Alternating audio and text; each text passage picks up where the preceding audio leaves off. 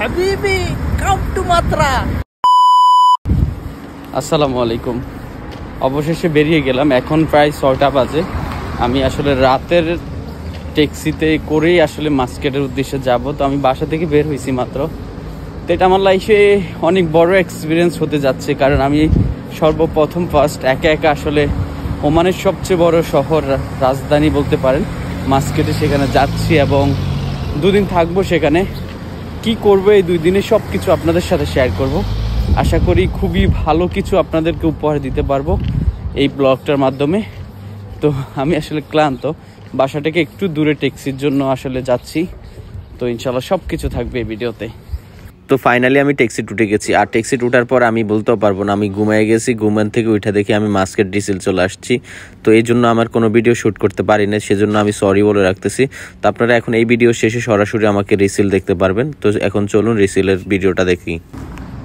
Already প্রায় 10 মিনিটের মতন বাইরে অপেক্ষা করতেছি। আসলে আমার সাদিক ডিউটিতে, অন্যের চাকরি করলে যে কত প্যারা সেটা আসলে ও জানে।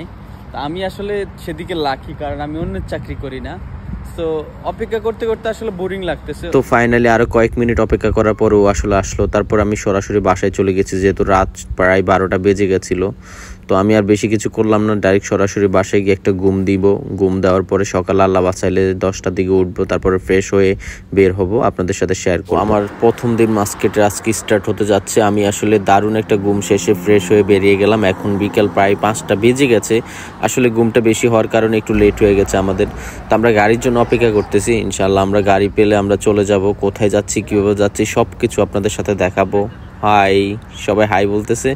আমার নার্ভাস লাগতেছে, কারণ ঘুম থেকে উঠলাম মাত্র, তাড়াহুড়া করে রেডি হয়ে বের হয়ে গেছি। তো চলুন আমরা কোথায় যাই সব কিছু আপনাদের সাথে শেয়ার করার চেষ্টা করব। আশা করি ভিডিওটা অতটা ভালো হবে না, কারণ আমরা এই প্রস্তুত ছিলাম না আসলে ভিডিও করার জন্য। তো আমরা ফাইনালি রিসিল থেকে গাড়িতে উঠে গেছি। আপনারা দেখতে পারতেছেন, যারা বর্তমানে ওমানে আছেন প্রত্যেকটা মানুষ এই জায়গার সাথে পরিচিত, কারণ এটা হচ্ছে রিসিলের বিখ্যাত এই জায়গাটি। এটা চিনেন না এরকম কোনো মানুষ নেই ওমানে আছেন। সো ফাইনালি আমরা চলে যাচ্ছি আমাদের গন্তব্যে। তো কোথায় যাচ্ছি, কিভাবে যাচ্ছি এবং সেই জায়গাটা কোথায় সব কিছু আসলে আপনারা অপেক্ষা করলে বুঝতে পারবেন। সো ফাইনালি চলে আসলাম আমরা।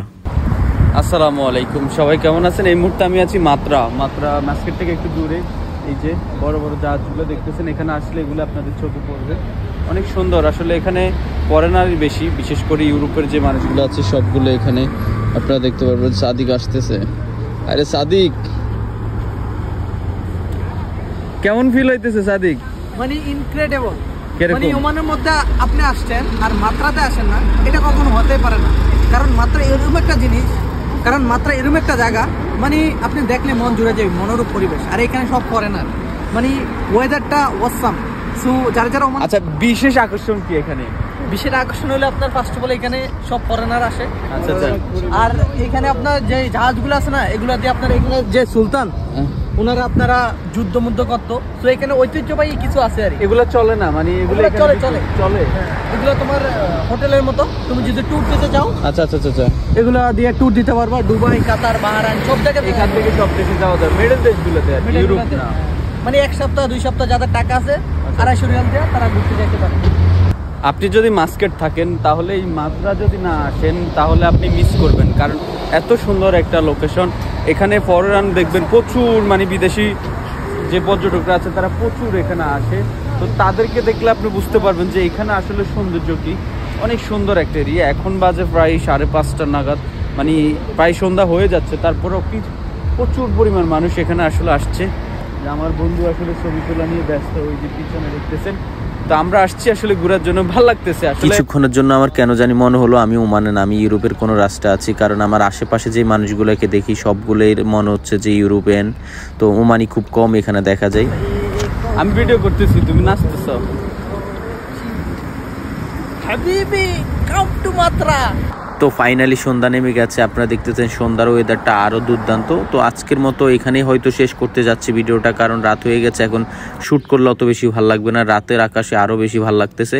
তো দেখা হবে নতুন কোনো ভিডিওতে, এবং গতকালকের ভিডিওটা দেখার জন্য অপেক্ষা থাকবেন, কারণ পরের দিন আমি মাস্কেটে কি করছি সেটা নেক্সট ভিডিওতে আসতেছে।